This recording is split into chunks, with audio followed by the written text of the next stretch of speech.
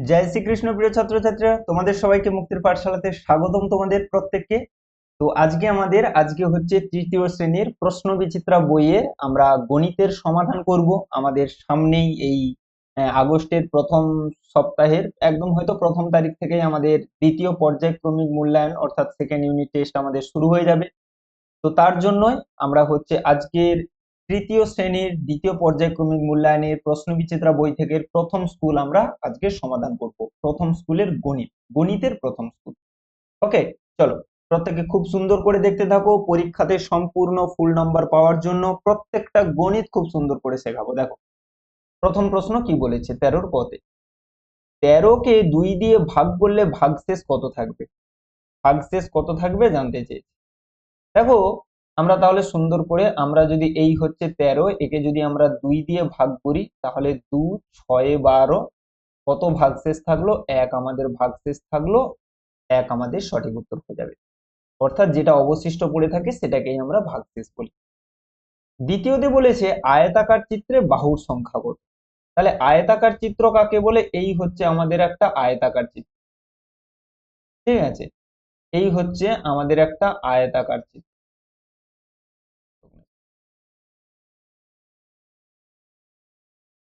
এই হচ্ছে একটা আয়তাকার চিত্র, যার এটাকে বলা হয়, নিচেরটাকে বলে দৈর্ঘ্য, এটাকে বলে প্রস্থ।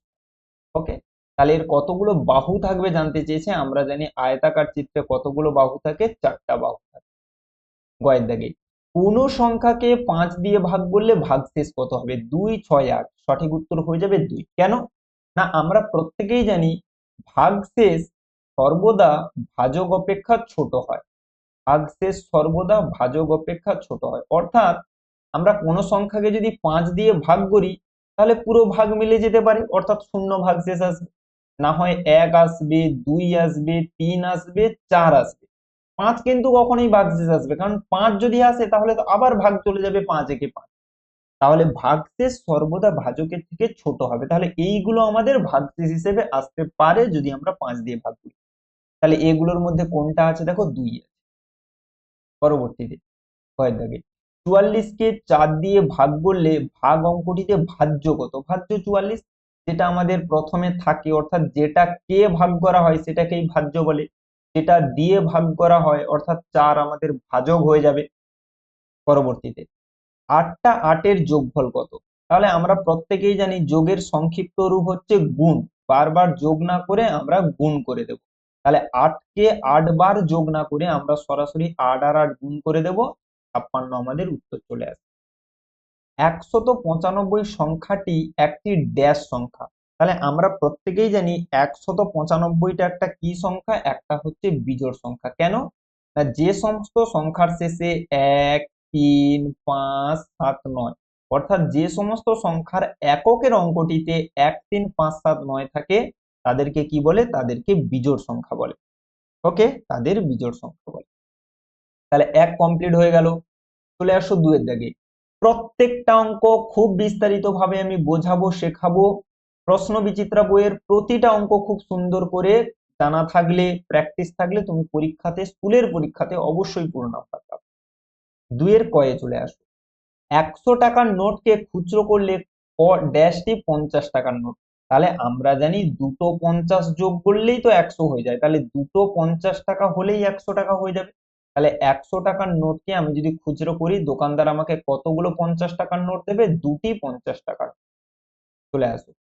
বিজোড় সংখ্যার সঙ্গে ড্যাশ যোগ করলে জোড় সংখ্যা পাওয়া যায়। আমি ধরো একটা বিজোড় সংখ্যা ধরে নিলাম 5, তাহলে এর সঙ্গে কত যোগ করলে আমার জোড় সংখ্যা পাওয়া যাবে?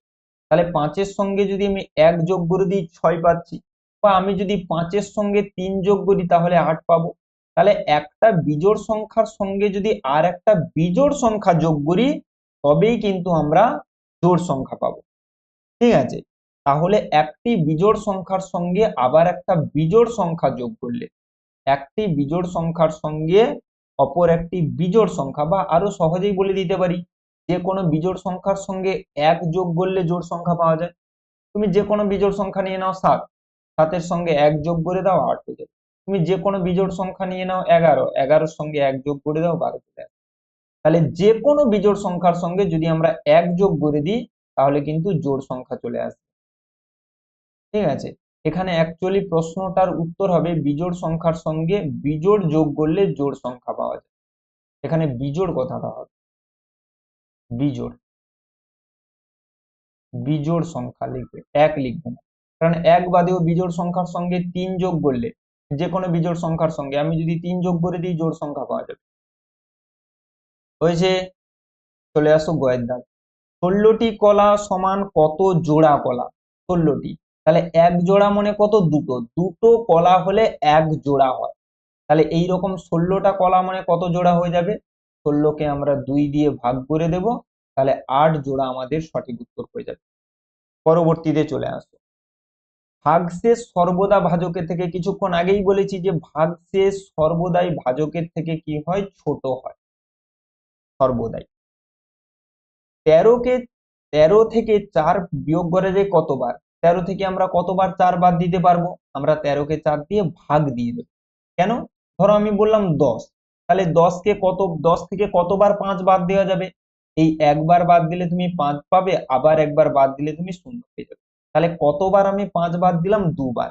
এরকম বারবার বিয়োগ না করে আমি কি করে দেবো? একদম ভাগ করে দেবো, দিলে আমি উত্তর পেয়ে যাব কতবার বিয়োগ করা যাবে। এখানেও সেই একই রকম ভাবে 13 থেকে 4 কতবার তুমি বিয়োগ করতে পারবে? ভাগ দিয়ে দাও, 4 3 12, ভাগফল যেটা আসবে সেটাই উত্তর হয়ে যাবে, 3 বার সঠিক উত্তর হয়ে যাবে। ওকে, পরবর্তী চয়ের দাগ।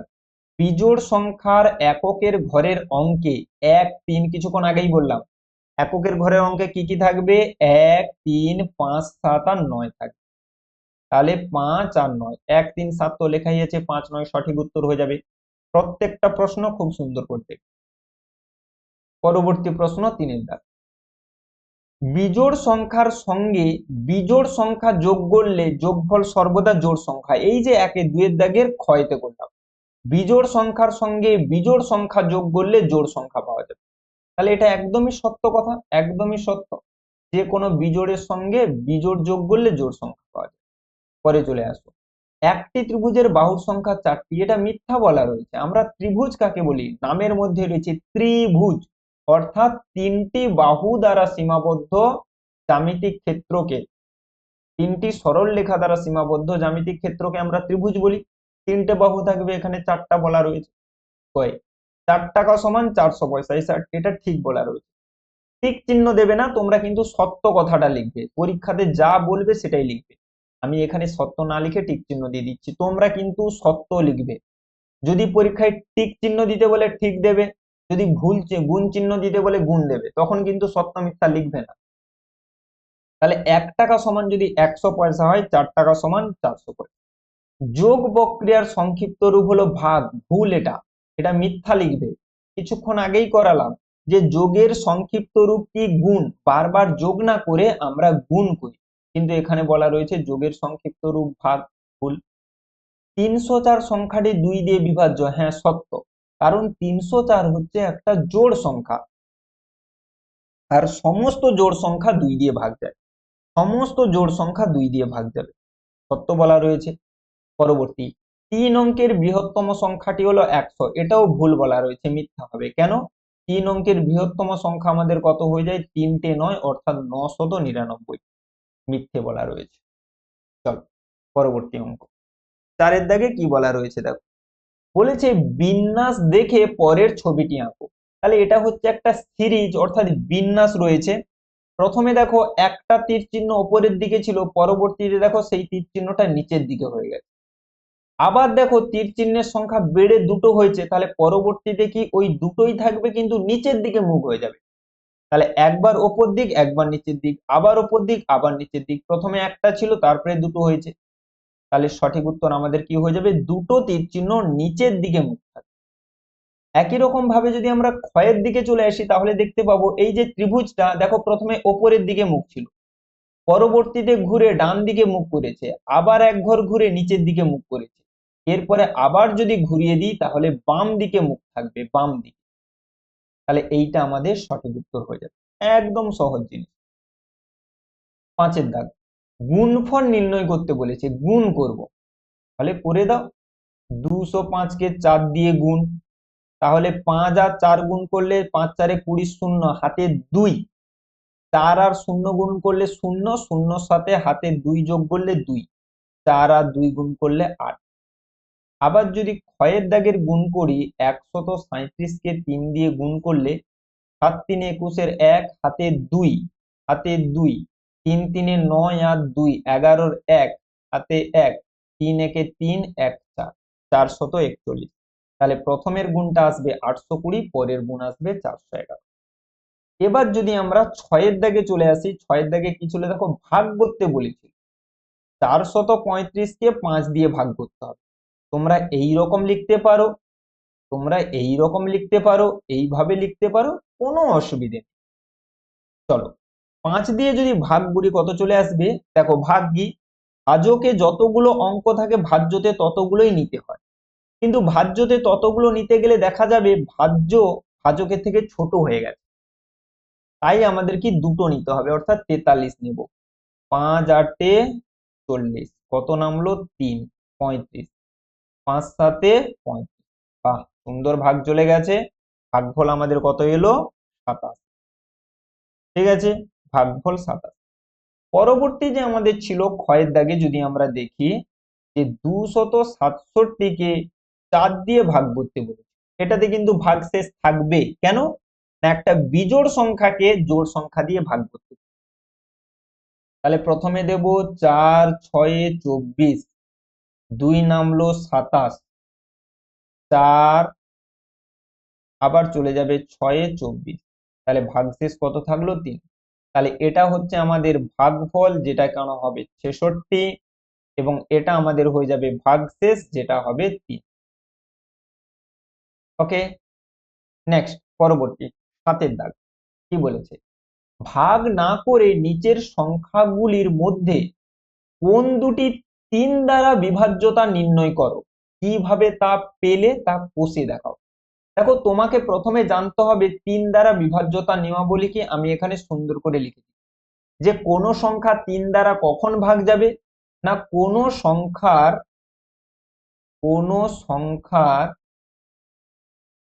অঙ্ক সমষ্টি, অঙ্ক সমষ্টি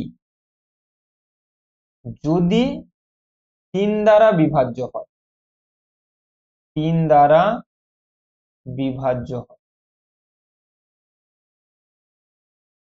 হয়েছে, যে আমি যদি উদাহরণ দিয়ে বোঝাই, ধরো 310, এই একটা সংখ্যা রয়েছে, তাহলে এটাকে একটা সংখ্যা বলা হয়, সংখ্যাটা কত 310, এর মধ্যে 3টে অঙ্ক আছে, 3 1 আর 0, এই 3টি অঙ্ক দিয়ে একটা সংখ্যা তৈরি হয়েছে 310।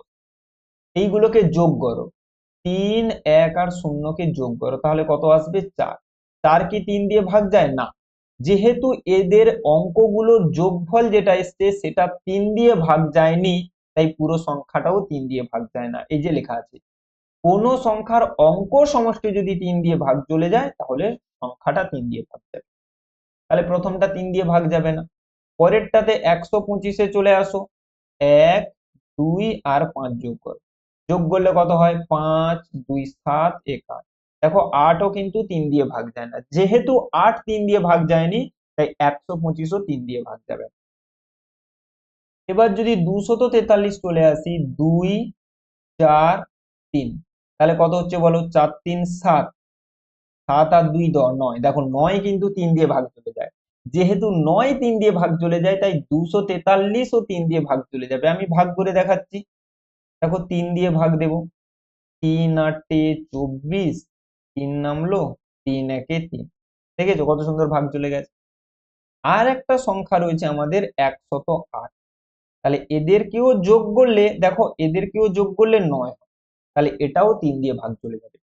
তাহলে ভাগ না করে আমরা পরিষ্কার ভাবে বলে দেব কোন সংখ্যা 3 দিয়ে ভাগ যাবে কি যাবে না, কি করে না সেই সংখ্যাটার অঙ্কগুলিকে আমাদের যোগ করতে হবে, সেই যোগফল যদি 3 এর গুণিতক, অর্থাৎ যোগফল যদি 3 দ্বারা ভাগ যায় তাহলে সেই সংখ্যাটাও 3 দিয়ে ভাগ। এই যে বলেছে কিভাবে তা পেলে কষে দেখাও, এইভাবে তোমরা যোগ করে দেখাবে, আমি যেভাবে দেখি। বলো, চলো 8 দাগে চলে আসছি। ভাজক 7, ভাগফল 50, ভাগশেষ 5 হলে ভাজ্য কত। আমরা প্রত্যেকেই যখন প্রথম জীবনে ভাগ শিখেছি তখনই আমাদেরকে শেখানো হয় যে ভাগের কতগুলো অংশ। না, ভাগের 4টা অংশ থাকে: ভাজক, ভাগফল, ভাগশেষ আর ভাজ্য। অর্থাৎ যেটা কে ভাগ করি সেটাকে আমাদের ভাজ্য বলে, যেটা দিয়ে ভাগ করি সেটাকে আমাদের ভাজক বলে, ভাগ করার পর যে উত্তরটা পাই সেটাকে আমাদের ভাগফল বলে, আর শেষে যদি কিছু অবশিষ্ট থাকে সেটাকে ভাগশেষ বলে। তাই আমাদের যখন অঙ্কে ভাজক, ভাগফল এবং ভাগশেষ দেয়া থাকবে, ভাজ্য কি করে বের করবে? না, ভাজ্য সমান ভাজক গুণ ভাগফল যোগ ভাগশেষ, যোগ ভাগশেষ। অর্থাৎ ভাজক আর ভাগফলকে গুণ করে যদি আমরা ভাগশেষ যোগ করে দিই তাহলে আমরা ভাজ্য পেয়ে যাব। তাহলে ভাজক 7, ভাগফল 50, গুণ করে ভাগশেষ অর্থাৎ 5 যোগ দেব। 7 আর 5 গুণ করলে 35, 350, 350 এর সঙ্গে 5 যোগ করলে আমাদের কত হয়ে যাবে? 355। কত হয়ে যাবে আমাদের? 355। 8 দাগ কমপ্লিট হয়ে গেল। পরবর্তী দাগ ভাষার অঙ্ক বলেছে, দেখো 9 দাগ কি কি বলেছে। কয়ের দাগ, তোমার বাবা বাজারে গিয়ে 50 টাকা 50 পয়সার মাছ, 20 টাকার আলু, 20 টাকা 50 পয়সার কাঁচা আনাজ কিনলেন, তাহলে মোট কত টাকা খরচ হলো যোগ করে দেবো কয়ের দাগ। তাহলে এই দিকে রাখবো টাকা, ওই দিকে রাখবো পয়সা। প্রথমটাতে বলেছিল 50 টাকা 50 পয়সা, পরেরটাতে বলেছে 20 টাকা, পয়সার ঘরে কিছু নেই, শূন্য বসিয়ে দিলাম। এর পরেরটাতে বলেছে 20 টাকা 50 পয়সা, যোগ দিয়ে দাও। 50 আর 50 যোগ করলে কত হয়? 100। যেখানে যা হচ্ছে সেটাই রেখে দেবে। এই দিকটাকে যোগ করলে কত হলো? এর দিকটাতে হলো 90। তাহলে উত্তর আমাদের হয়ে যাবে 90 টাকা 100 পয়সা। এটাকে আমরা লিখবো কত? 91 টাকা। কেন?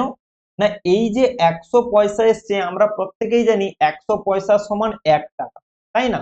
তাহলে এই যে পয়সাটাতে রয়েছে, যেটা পয়সাতে রয়েছে 100 পয়সা, তাহলে যখনই 100-র বেশি থাকবে সেখান থেকে 1 টাকা বের করে নেবে।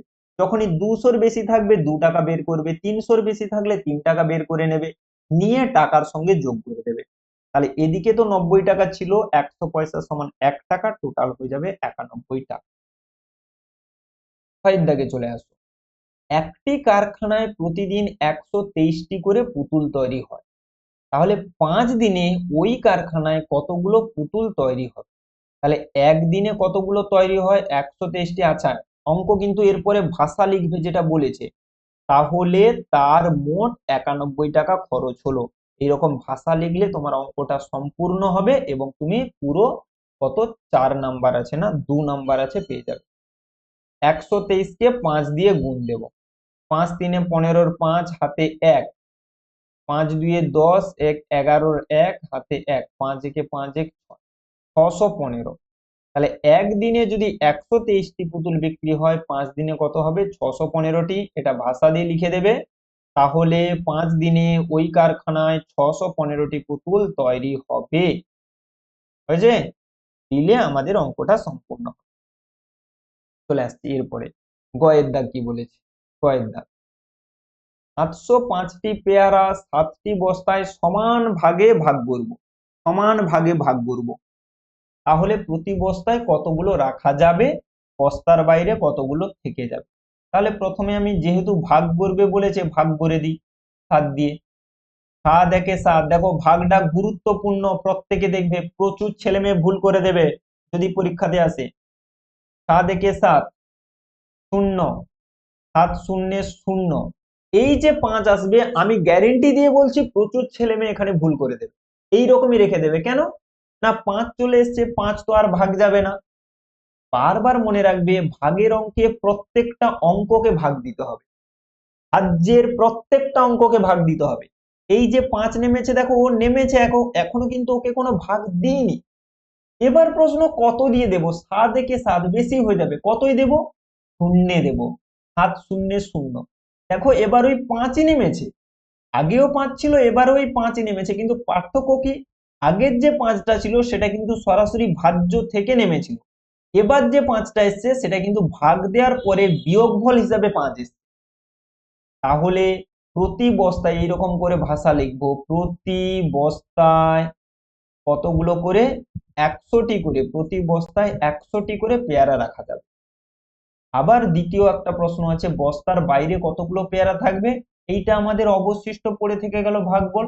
তাহলে ভাষায় লিখবো, অতএব বস্তার বাইরে 5টি পেয়ারা থাকবে, দিলে দুটো ভাষা লিখে দিলে অঙ্ক সম্পূর্ণ। ঘয়ের দাগে চলে আসে, অঙ্কিতার বাড়িতে 5টা আম গাছ আছে, বাগানে মোট 225টি আম ফলেছে, প্রতি গাছে সমান সংখ্যক আম ফলে থাকলে একটি গাছে কতগুলো আম ফলেছে। একদম সহজ জিনিস। তাহলে মোট কতগুলো আম ফলেছে, 225টা। মোট কটা গাছ, 5টা গাছ, প্রত্যেকটাতে সমান সংখ্যক আম ফলেছে, তাহলে ভাগ করে দেব। 5 4 20, 2 নামলো 25, 5 5 25। তাহলে অতএব ভাষা লিখে দেব, অতএব প্রতি গাছে 45টি করে আম ফলেছে। ঠিক আছে, প্রতি গাছে 45টি করে আম। তাহলে গ ঘ কমপ্লিট হয়ে গেল।